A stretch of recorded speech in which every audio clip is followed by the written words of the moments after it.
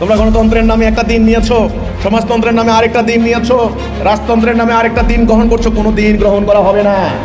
যদি মানুষ এই হুকুম মানে, উপকার কার হবে? মানুষের। মানুষের সমাজের শান্তি কায়েম হবে, ন্যায় বিচার কায়েম হবে, সুবিচার কায়েম হবে, মানুষ শান্তি পাবে। এই শান্তির নাম ইসলাম। আল্লাহ কোরআনে বললেন, ইন্নাদ-দীনা ইনদাল্লাহিল ইসলাম। ইসলাম তোমাদের জন্য আমি প্রেসক্রাইব করেছি, অন্য কোনো দিন গ্রহণ করা হবে না। তোমরা গণতন্ত্রের নামে একটা দিন নিয়েছো, সমাজতন্ত্রের নামে আরেকটা দিন নিয়েছো, রাজতন্ত্রের নামে আরেকটা দিন গ্রহণ করছো। কোনো দিন গ্রহণ করা হবে না।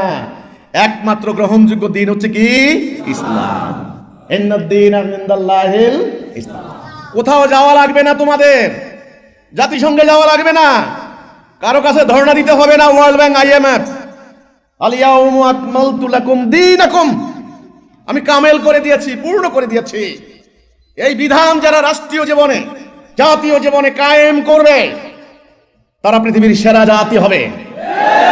এই জন্য আল্লাহ কোরআনে বললেন, কুনতুম খায়রা উম্মাহ উম্মাতুন লিন-নাস তা'মুরুনা বিল মারুফ ওয়া তানহাউনা আনিল মুনকার। তোমরাই সেরা জাতি।